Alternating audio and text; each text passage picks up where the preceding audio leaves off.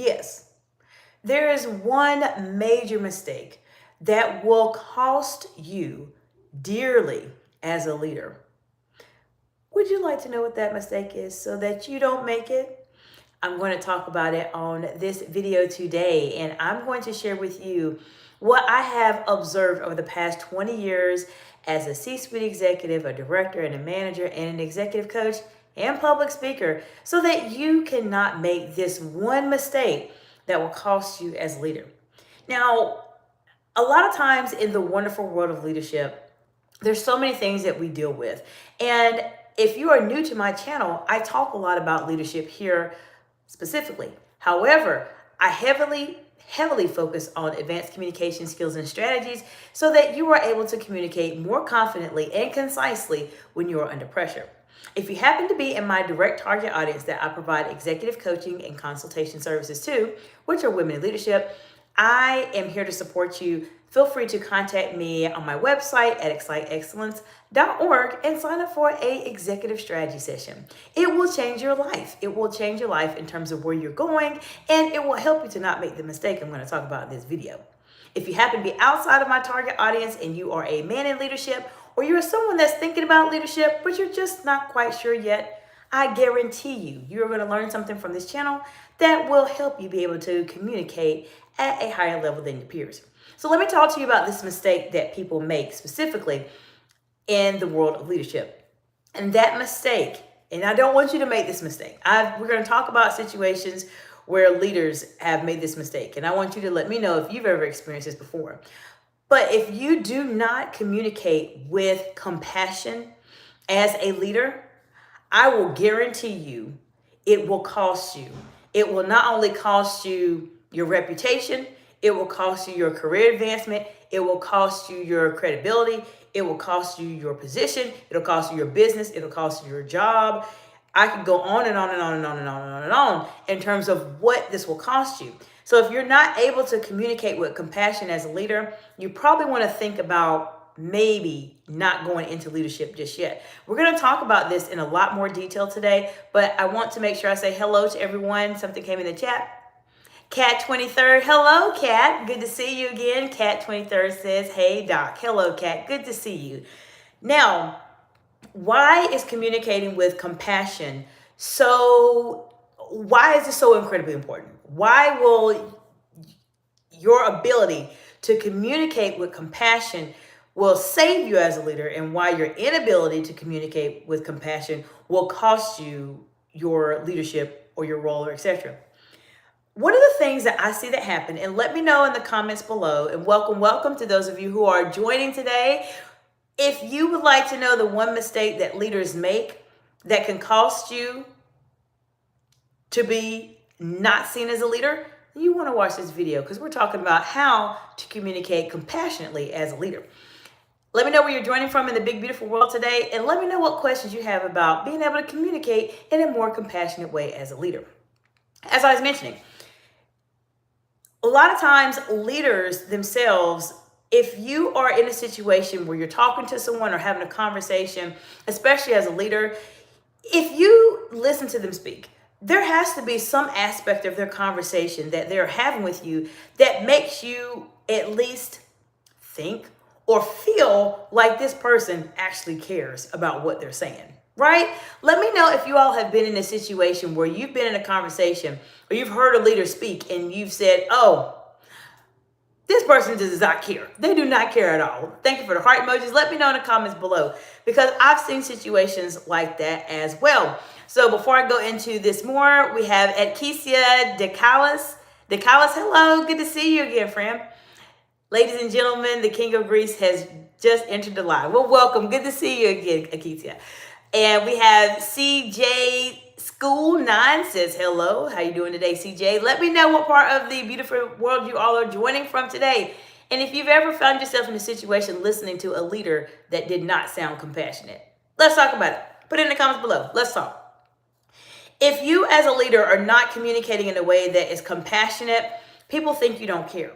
And this is one of the fastest ways to lose trust with an audience or with a group of people if you are not able to be that person that people feel like they they actually care about what they're doing.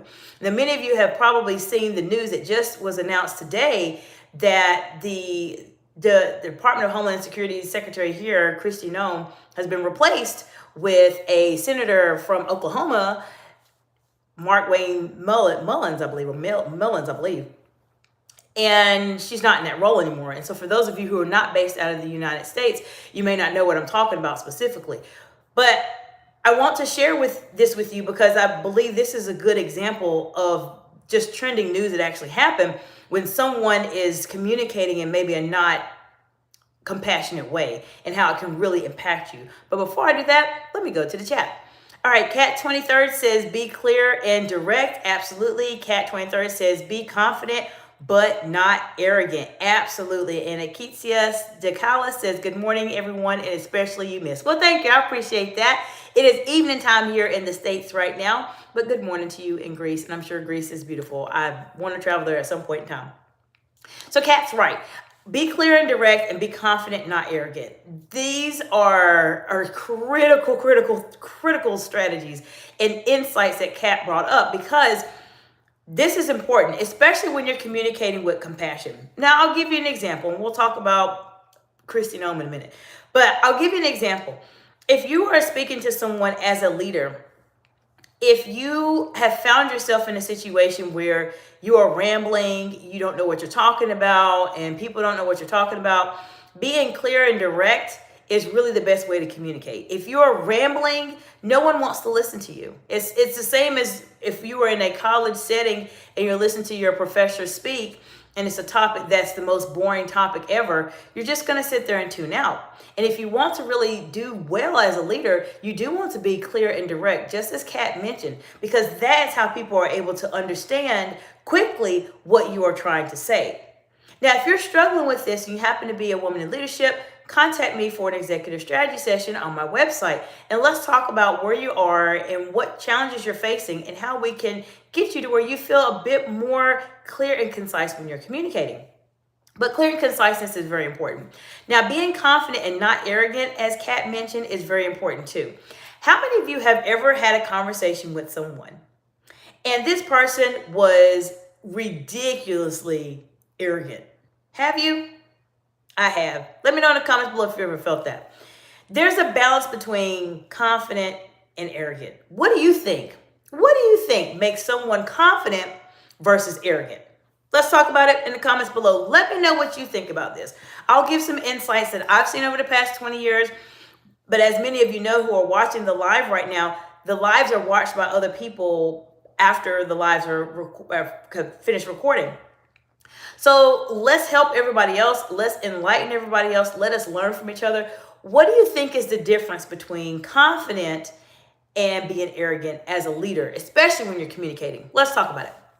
We have Axotil Lover. Hey, remember me. Hope you're doing well. My daughter has one of those toys. I just got it for her birthday. So it's interesting. I like my new name. What was your name before? Let me know what your name was before, but welcome to the channel. Cat 23 says, I have. So absolutely, let me know what you all think is the difference between someone speaking in a confident way or someone speaking in an arrogant way. What are your thoughts? I'll give you some perspectives that I've noticed. People that communicate in a very confident way, they tend to be very clear and concise, as Kat mentioned, in terms of what they're saying. They may have some statistics in mind at the top of their mind to talk about. They may be able to communicate and have eye contact with everyone. They may be able to handle themselves under pressure, which you will be able to do this too if you're subscribed to my channel or working with me as a client. But they'll be able to just navigate those very high stakes, challenging situations.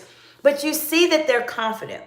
Arrogance to me, and what I've seen people talk about when they are very arrogant and how they communicate, oftentimes what happens is that they talk about themselves all the time. Now, let me know in the comments below, have you ever met somebody that talks about themselves all the time? I'm going to tell you an example in just a second. Why is this an issue? There's a balance. There's a very fine balance between confidence and arrogance. Now, should you talk about your successes as a leader, as a woman in leadership, or perhaps as a man in leadership, or anybody for that matter? Absolutely, you should. But there's a way that you can talk about it that it doesn't sound like you're just constantly bragging about yourself.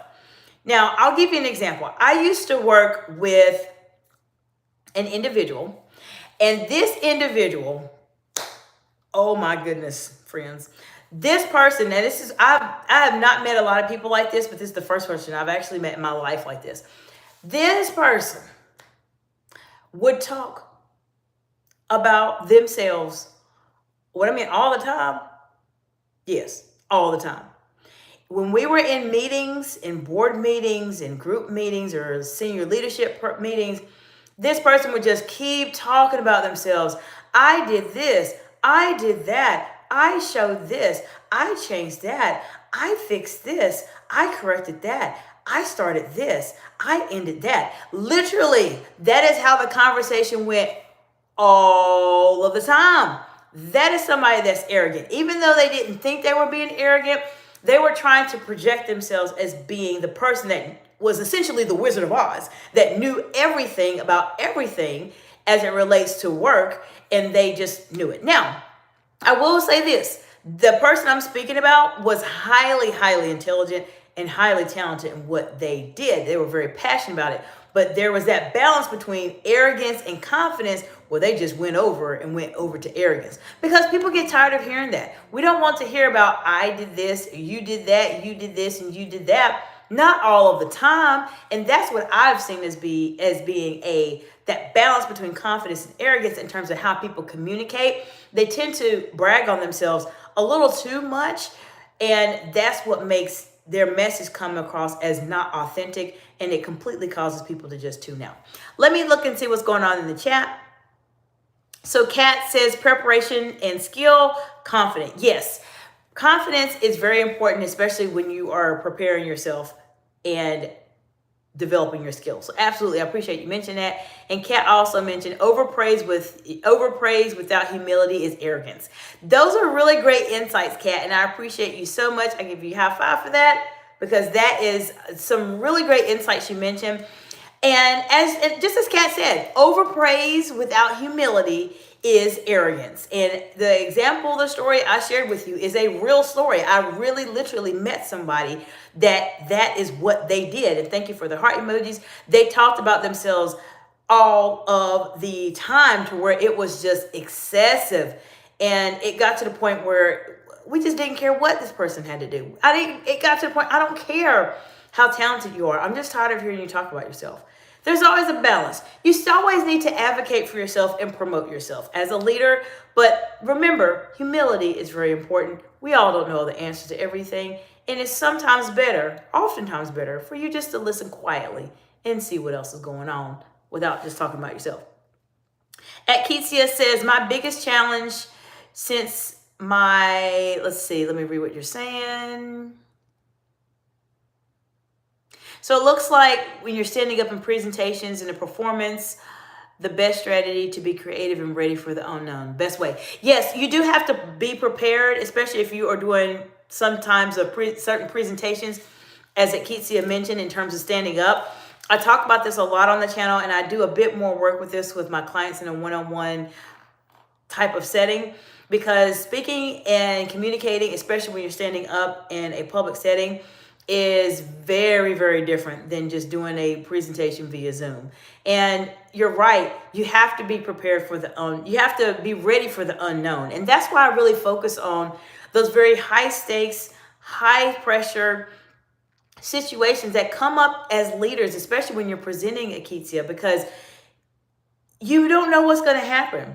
And we talked about this earlier. There was a situation where we talked about this, and I shared with you all why I don't read notes. So preparing for the unknown and doing specific types of strategies and etc. is just a part of being a public speaker. I personally don't use notes when I'm speaking in front of people, because I need to see what's going on in the room. There's a conversation we had a while back about something that happened to a congressional leader here, where someone sprayed some stuff on them while they were speaking. That's one of the reasons why I don't personally use notes. I need to look and see what's going on, because Sometimes, Akesia, things happen and we don't know what to do. But you have to be prepared for the unknown. And I would say for me, when I'm preparing for the unknown and speaking in front of a group of people, this is literally what I think about. What is the worst thing that could happen during a presentation? And where are the exits?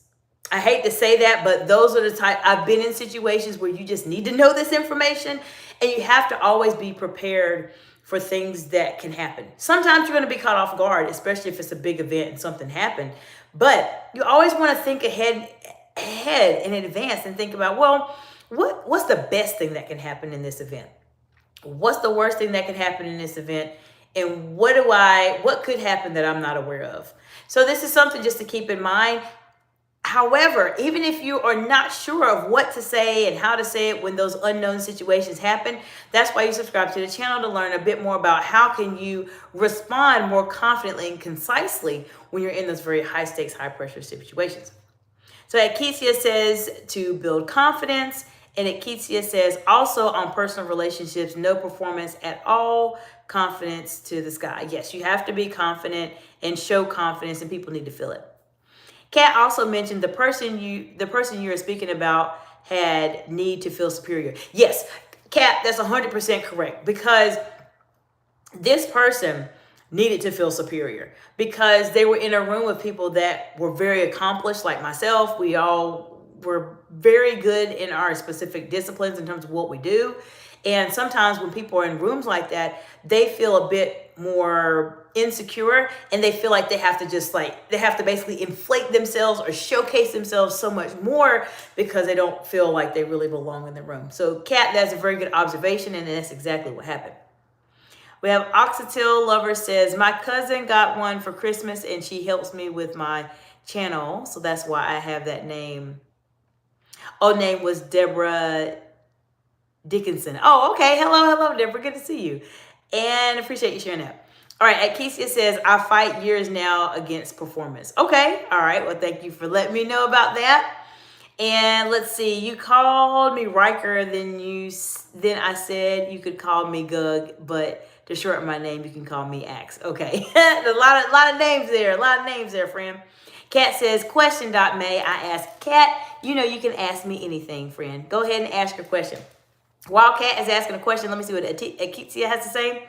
Best strategy to be confident is no performance is difficulty, but gradually you can make it. The truth is that no performance strategy does not fit everyone. That is true. That is so true, Akesia. And I thank you for the heart emojis, because everybody is different. So for instance, I personally feel better if I'm speaking impromptu, as we say it in public speaking. I don't like to use notes. I don't like to use scripts. I feel, for me personally, when someone's talking to you with a piece of paper in their face and they're talking to you, it doesn't feel like a conversation. And one of the secrets that I use as a public speaker, and I share this with my clients, whether they are in boardroom meetings or doing presentations and etc., is to speak to someone. Do your public speaking, your presentation, whatever that you are presenting, but make it feel like a conversation. Everybody can't memorize what they have to say. I understand that. Everybody can't just speak off the top of their head. I understand that. That's why I'm here to help you. And I'm just sharing with you, if you really want to stand out as a leader, this is something that you want to start learning how to do. If you try to memorize everything and you're speaking to a group of people and you happen to forget what you're going to say, you will look like you don't know what you're talking about. And that confidence that we're talking about, being clear and direct, will go completely out the window.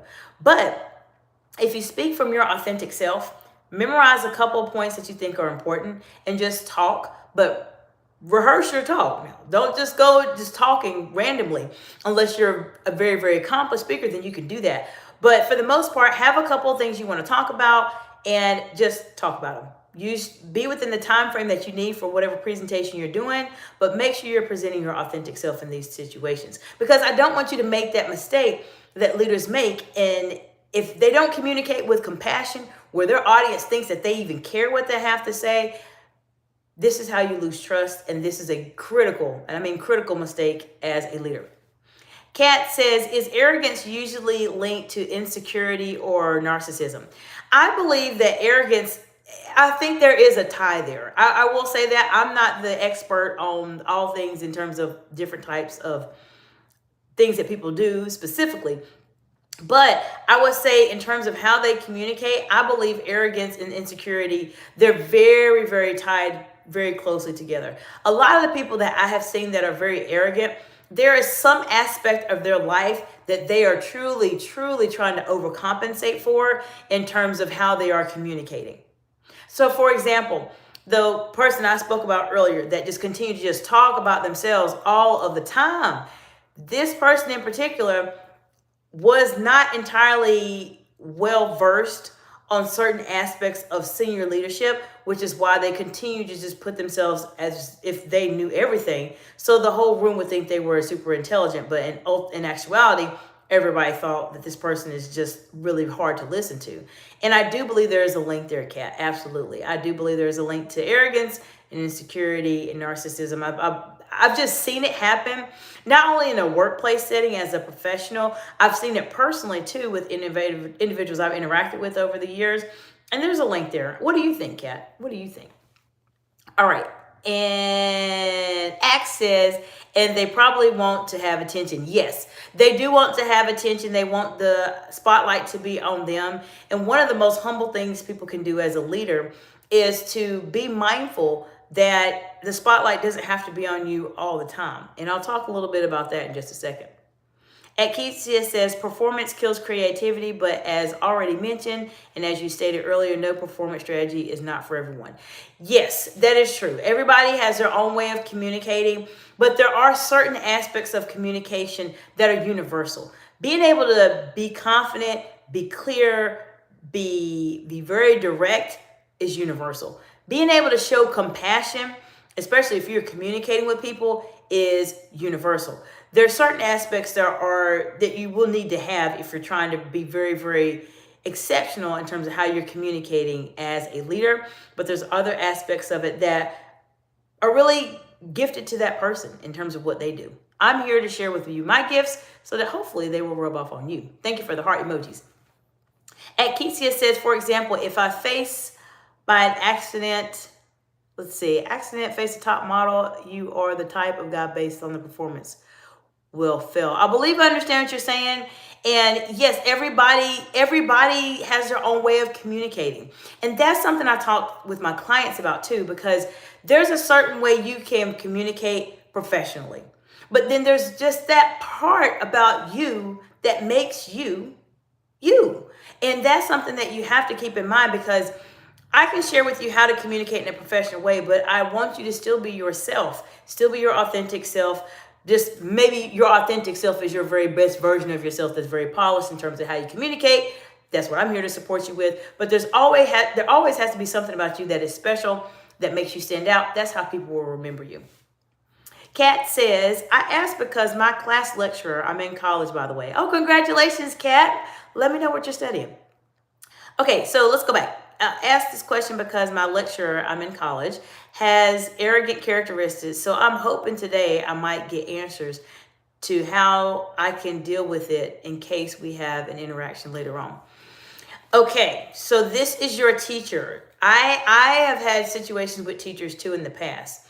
And if your teacher, your lecturer is very, very arrogant and you have to interact with them in the future, one of the things I talk about in the channel, and I've talked to Kat, I don't know if you've been a part of these conversations, is sometimes when you have those very arrogant people, you have to bring them back to earth.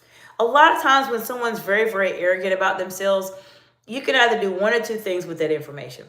Okay, one, you can listen to what they have to say and let it just stay in your head forever. And it just, basically this person is just living in your mind.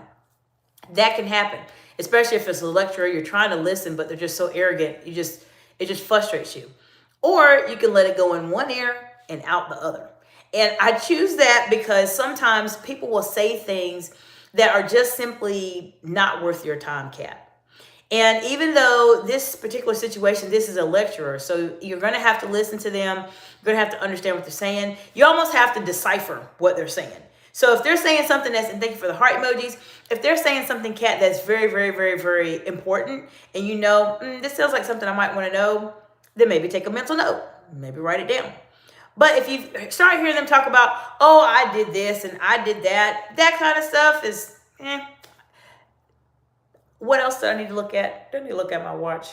Do I need to check my phone? That's literally what I would do. I listen, but I try to decipher very quickly, do I need this or do I not? And as you're developing, especially being in college, the faster you start picking up on that, where you're saying, this is good, this is bad, this is good, this is bad, then you'll be able to deal with somebody like that. So when you're talking to them and interacting with them in the future, you have a conversation with them, make it short. It should be very, very short, very concise. Ask one question.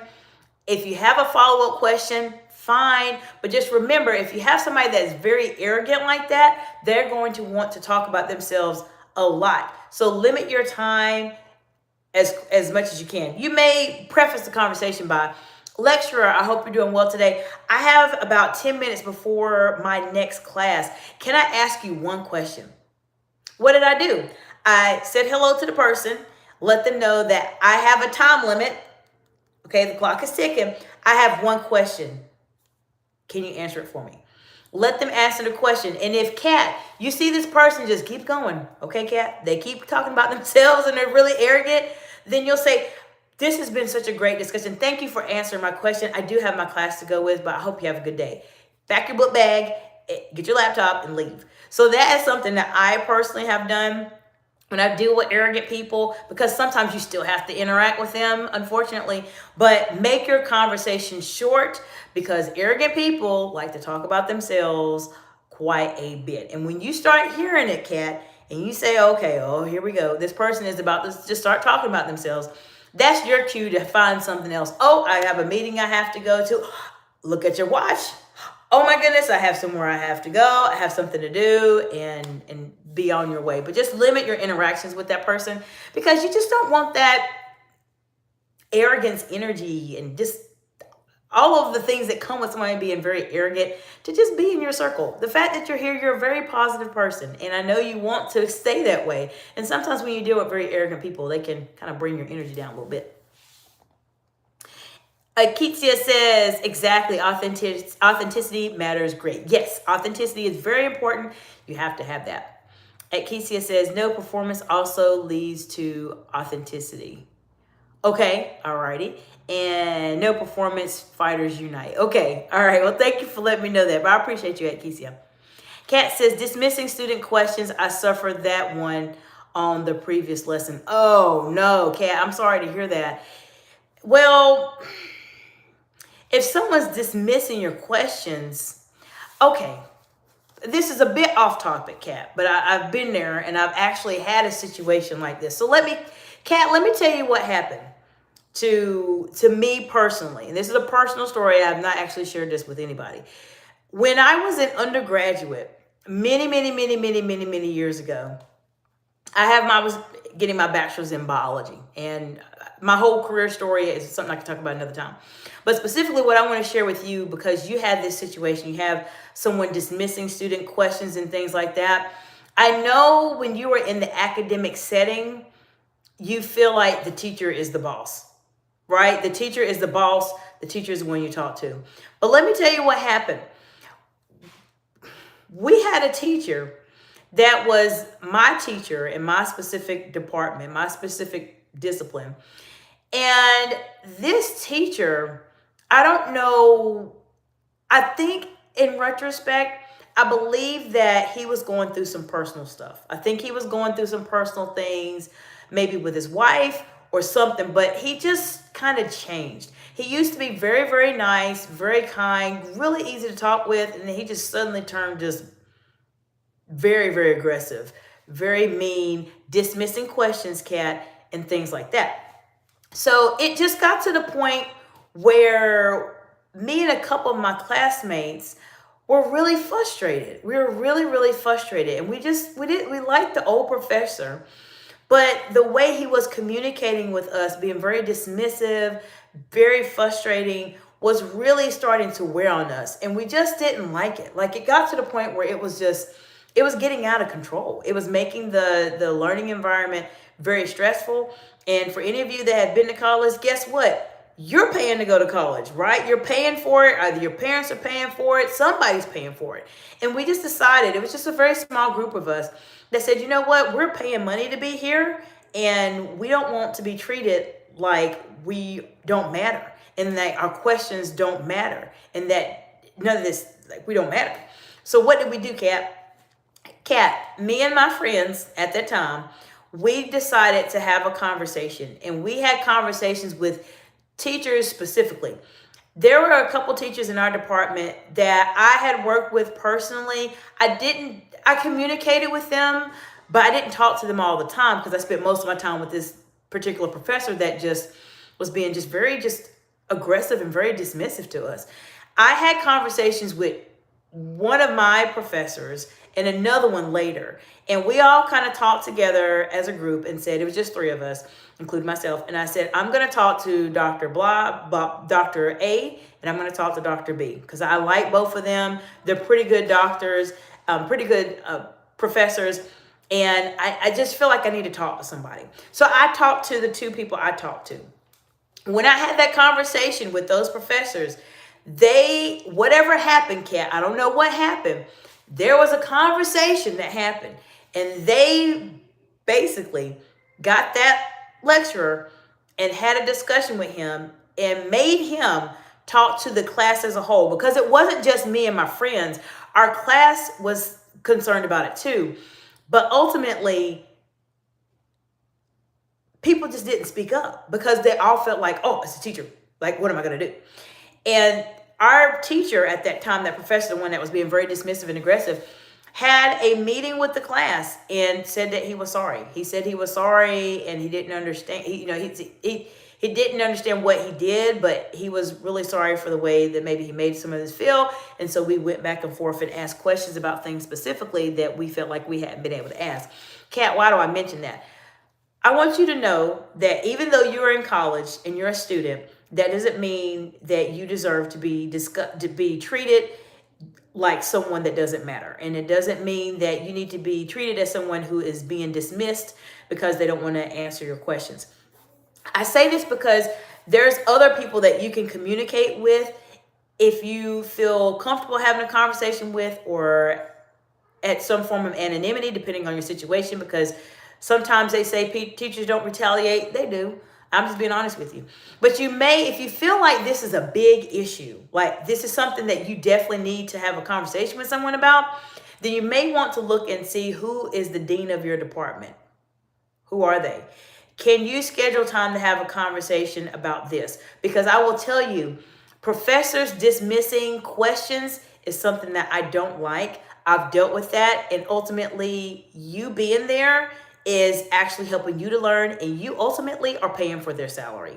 And so keep that in mind. I want you to be empowered, not that you necessarily are causing a hard time for the professor. If a professor is not answering questions, then they don't need to be a professor. That's why you're a professor. You have to answer questions. So it might be something to think about.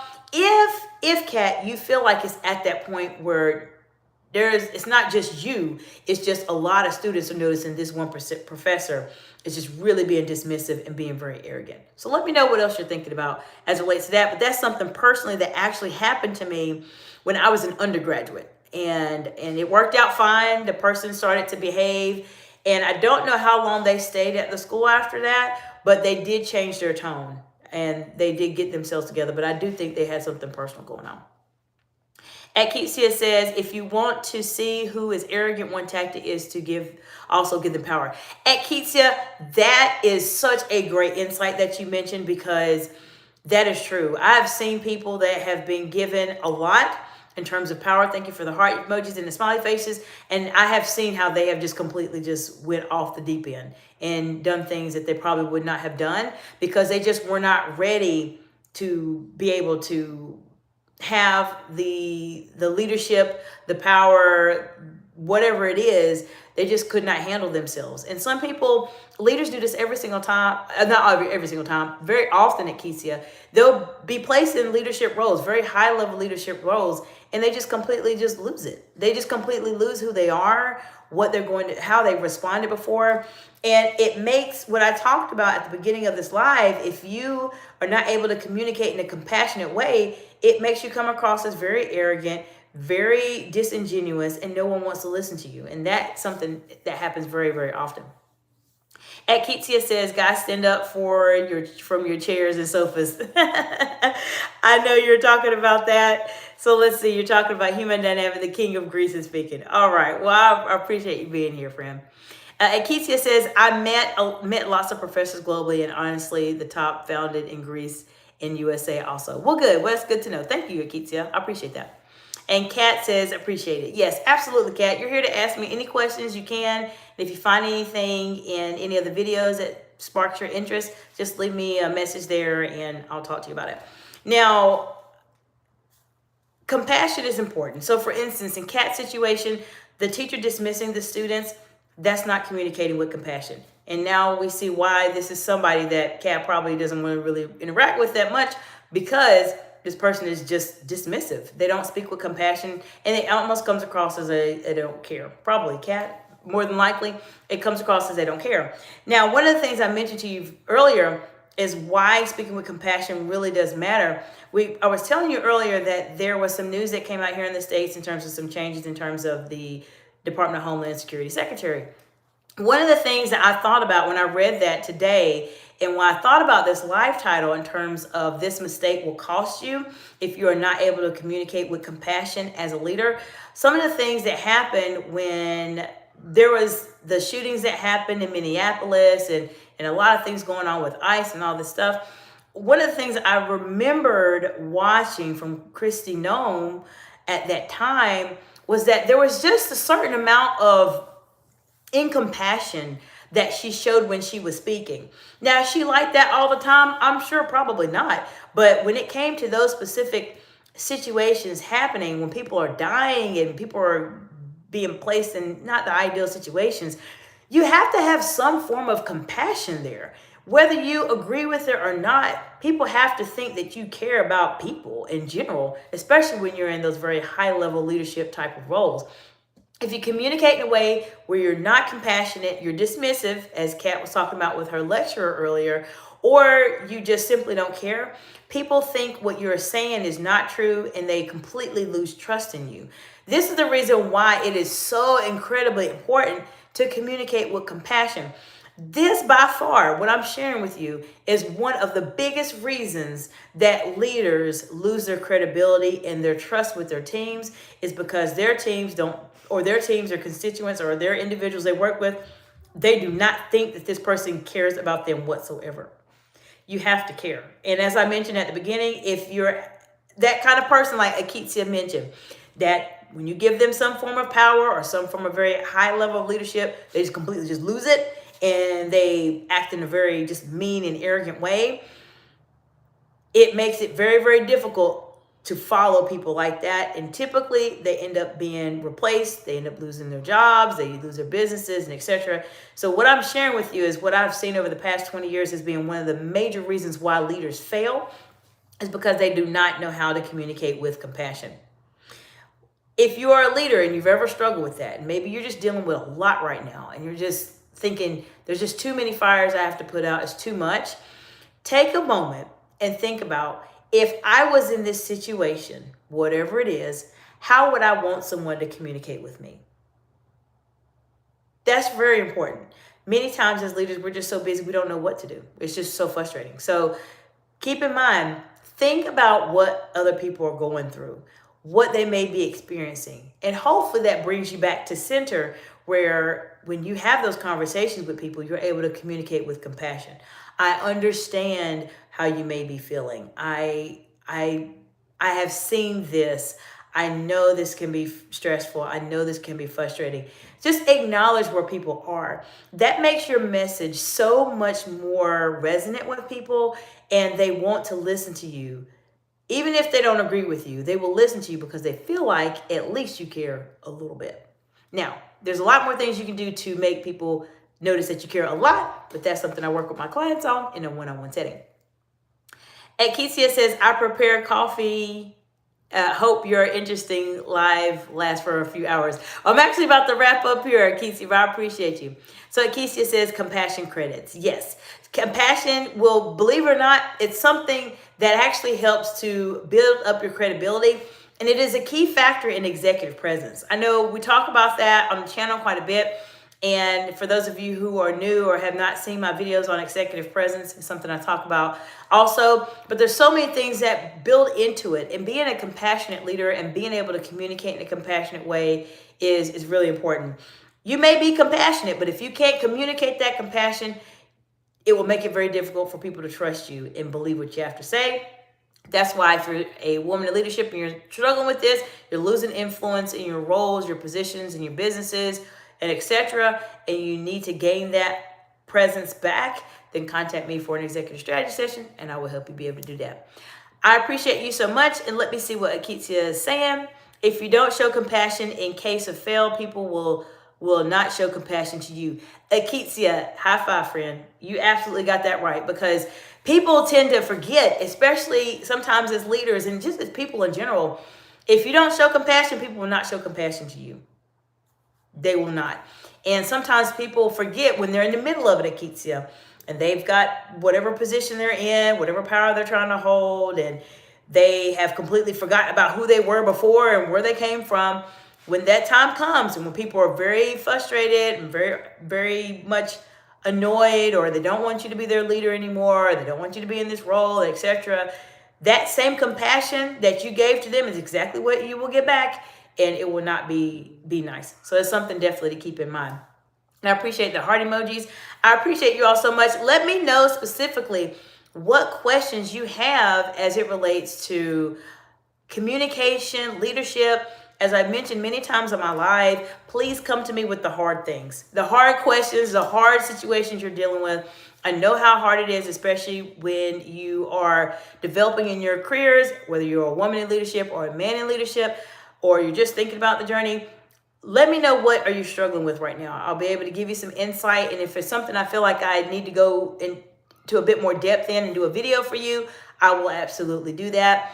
If not, I'll just reply to your message in the comments, just put it there. Or if you feel like, you're at a point where you know that something is missing and you know you need to fix it quick, if you want to be able to generate more income for yourself, have a bigger influence on the world, and just be at that place where you are becoming that best version of yourself, that's why you reach out to me directly for an executive strategy session.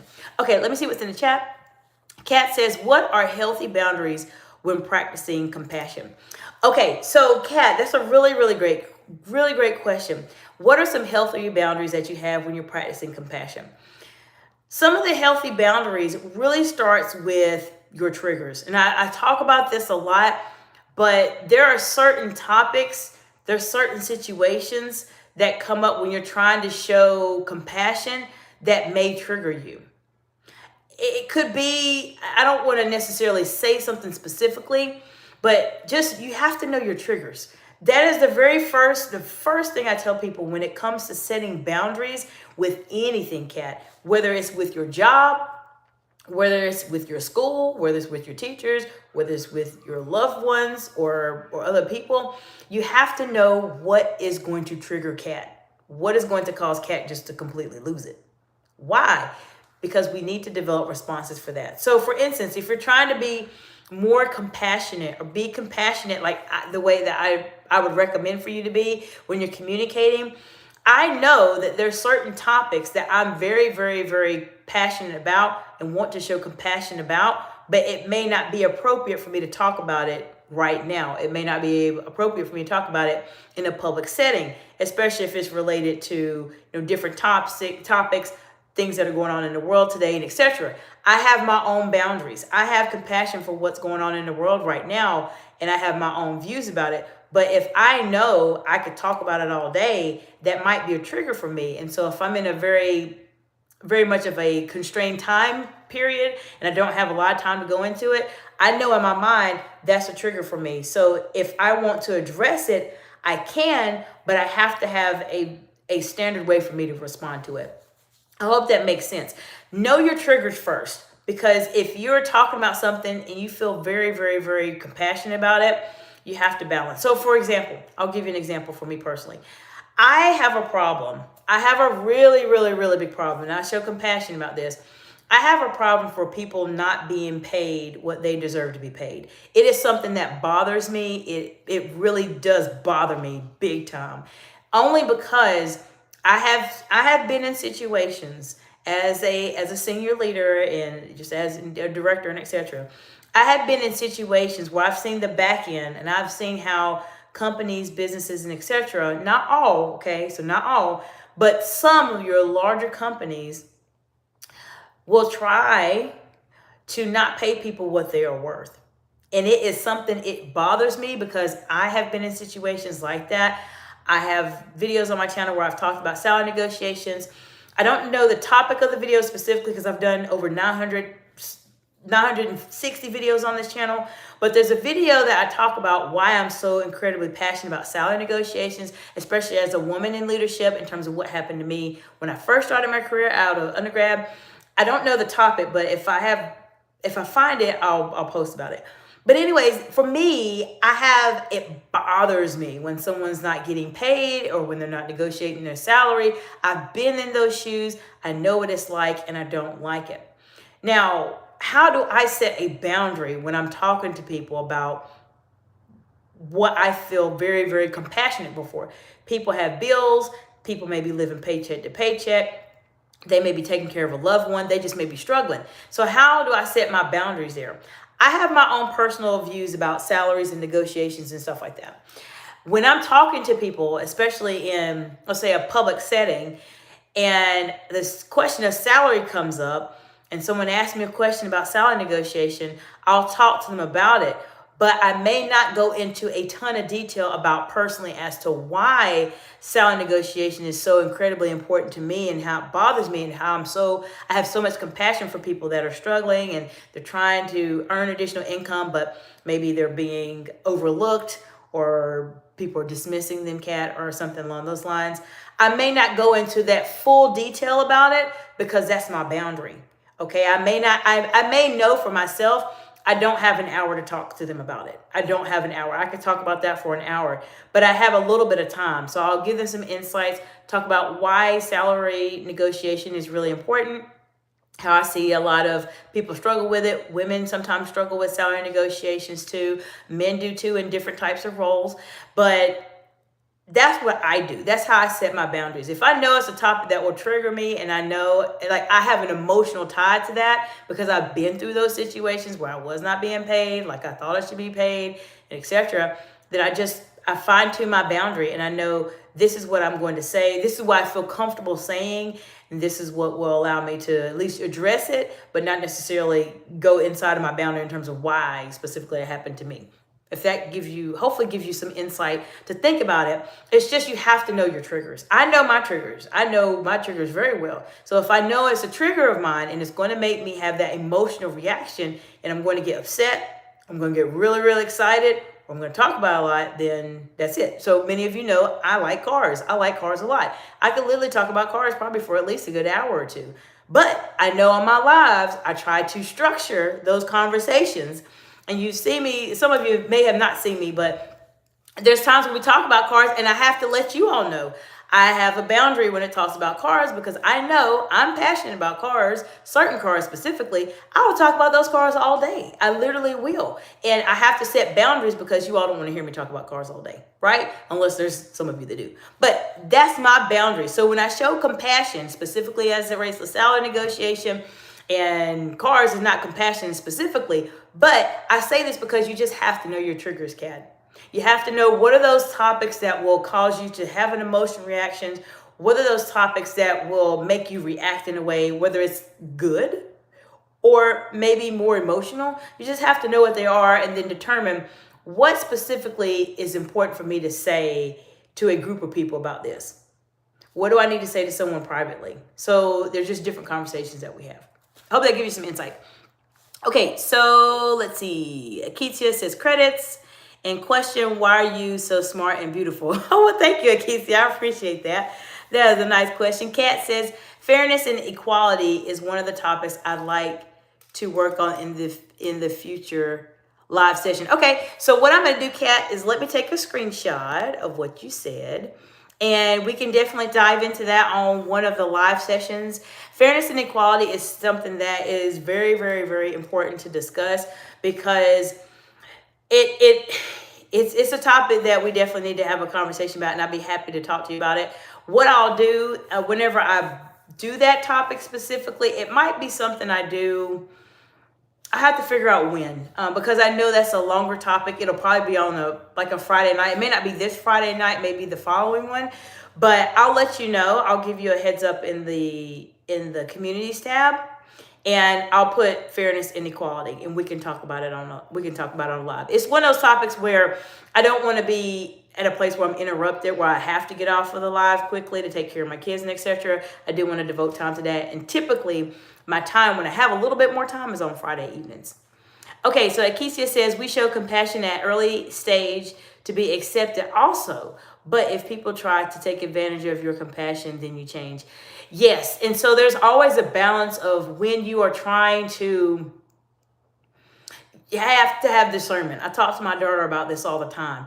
You have to have discernment, and you have to pay attention to what's going on. The same strategies I share with my daughter, I share with you all too. I've found that you just have to really, really, really pay attention to what's going on. How are people responding? Because then you determine, do I want to show compassion, or what should I do? So Akesia, as always, it's a really good insight. Kat says, anytime, no rush, dog. Absolutely, absolutely. Well, I want to support you, and I know that's a big topic that we all can talk about. Akesia says, Dr. Porter, guru of management, lots of examples, how to manage people, and lots of flavor of compassion and behavioral flexibility. Okay, that's good to know. I have not looked up that particular person before, but let me take a screenshot and let me take a look at what you're talking about. Okay, great.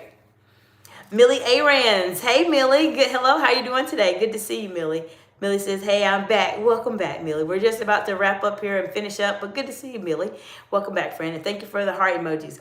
So we talked about the number one mistake that leaders make that will cost you as a leader, and that is to not speak with compassion. I have seen it time and time again where people may communicate in a way that is not compassionate, and people do not believe them. They lose their trust, they lose their credibility, and they become the person that is replaced, and is that they are not in the role they were in before.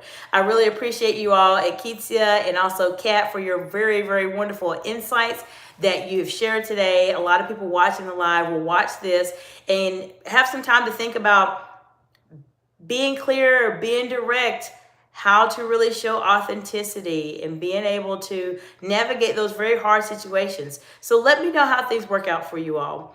Akesia says, Michael Porter, doctor from USA, old school. Okay, I'll take a look at that. Absolutely. Thank you so much for letting me know, Akesia. I appreciate that. But let me know what questions you have. As I mentioned, if you have a situation going on and you're not sure what to say, how to say it, when to say it, and it's a complex situation, you're a little bit stressed about it, and it sounds like it's just hard and you don't know what to do, that's why you come to this live. I will support you in a way that I can. And if you need some deeper support, you want more customized support where we can have more of a dialogue and have a bit more time together, then contact me for an executive strategy session at exciteexcellence.org. I will see you all tomorrow. Tomorrow is Q&A. On Fridays, I do a bit more Q&A. So let me know what questions you all have. I'm here to support you any way that I can. And I appreciate you all being the best part of the channel. Akesia says, Millie Arans, welcome, coffee or tea. Tea or coffee. I appreciate that. Well, I'm going to wrap up the live, but I will see you all in the next video. And if I do not see you tomorrow, I hope you have an absolutely amazing weekend. And I will see you next time. Bye for now.